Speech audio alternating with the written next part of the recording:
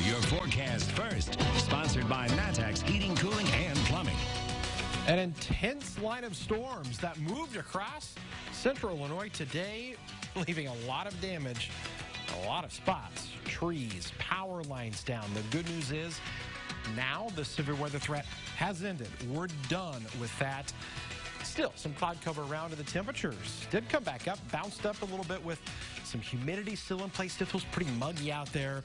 Still 80 in Springfield, indicator, 78 in Champaign. Again, can't rule out an isolated storm, but that severe weather threat really over with. Things look pretty good out there through the rest of tonight. But we've got more in store for tomorrow. All right, the latest, a recap of the severe weather that moved through. We've got pictures, we've got video, we've got storm reports coming up. WCIA 3 News starts right now. Now on WCIA 3 News. Severe weather rolled through the area. Why some want to know why the sirens went off. Nicotine is still really bad for adolescent brain development. There's no smoking on the U of I's campus. What else you can't do as of today? He used to help keep people behind bars. Why one man accused of murder wasn't a stranger to being in that situation himself. You're watching your local news leader. This is WCIA 3 News at 6.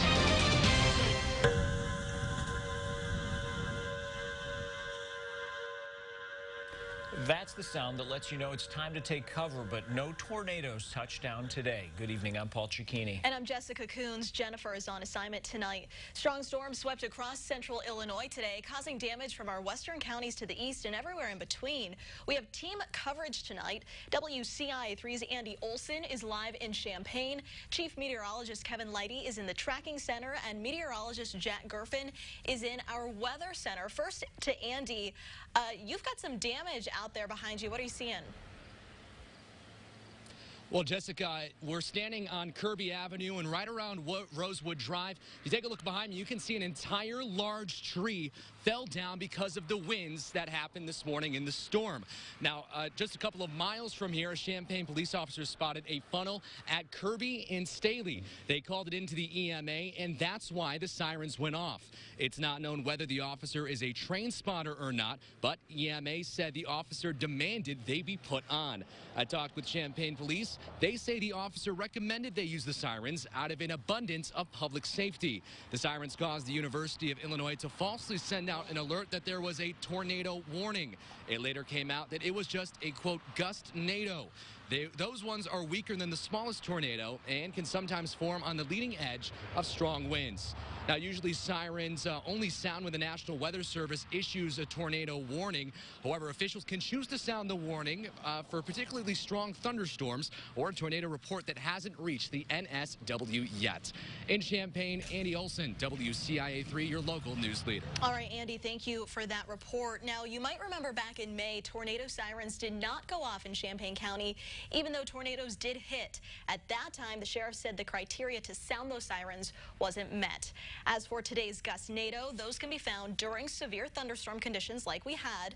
They generate at the front of storms from the wind pushing them forward. They can last a few minutes and pick up small debris. Now, we are going to look at more of today's damage in just a couple of minutes, but first, a closer look at how we got here. Yeah, that's right. Our meteorologists were tracking the storms all day. Chief Meteorologist Kevin Leidy joins us now. So, Kevin, you were driving through central Illinois while these storms were active. Yeah, we were out tracking those storms for you so you can get an idea of exactly what they had, and we were following the leading edge of that the whole way, and we had a lot of storm reports. Look at all of these reports here. Each one of these little circles indicating damage. They had damage in Springfield.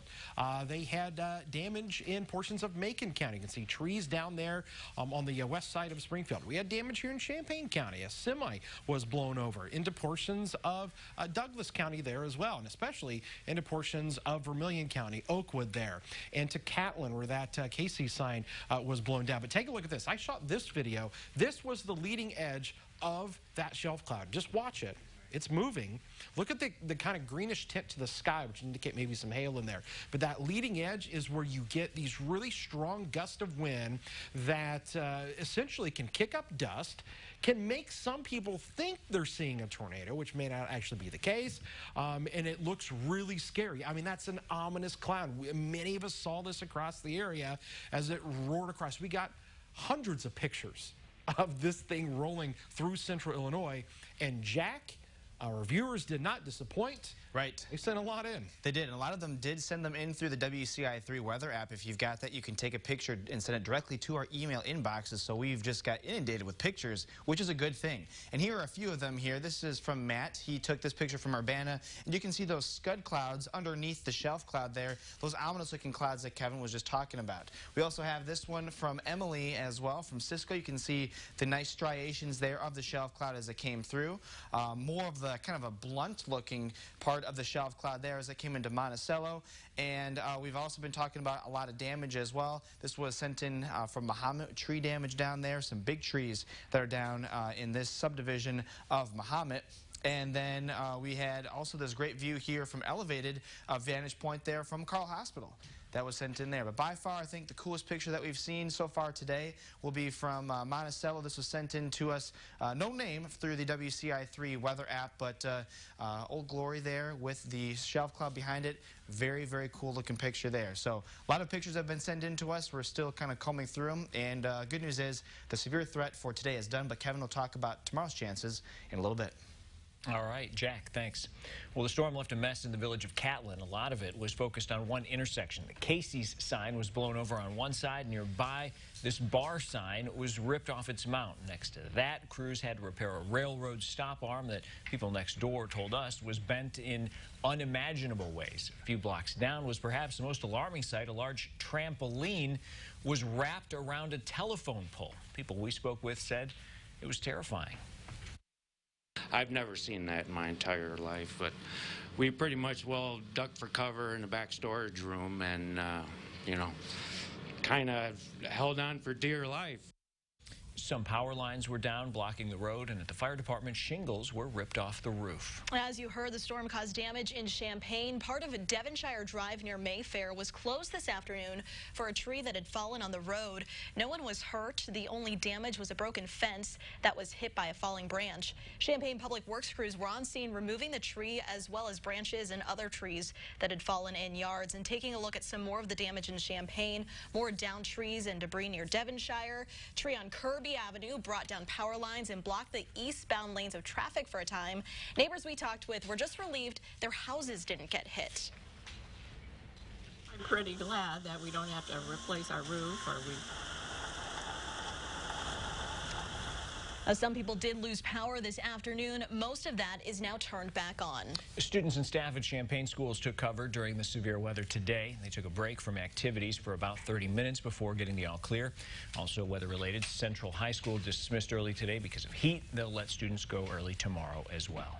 Well, hackers tried to get into a Central Illinois Circuit Clerk's website. We'll have the latest from Macon County. Also tonight, the U of I has been a smoke-free campus for several years. What's changed to that policy today? And we continue to watch storms that rolled through earlier. That is, again, that view of that shelf cloud as it kicks through the area. Here's some great news. Instead of that view, we have got this view. That is going to show things looking a lot calmer for us on the roofing.inet Flooring America weather camera. We're going to come back, talk about still storms in the forecast for tomorrow. Coming up.